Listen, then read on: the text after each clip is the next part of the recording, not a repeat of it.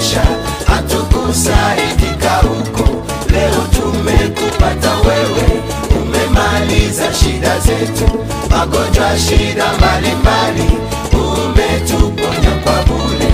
Usifiwe Mungu wa Jire, usifiwe hata milele.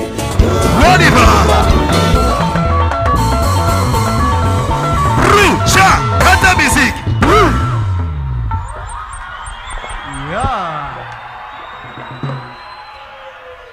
Walianza feti kusema wamekumaliza, Mungu ameleta mjomba kibilio.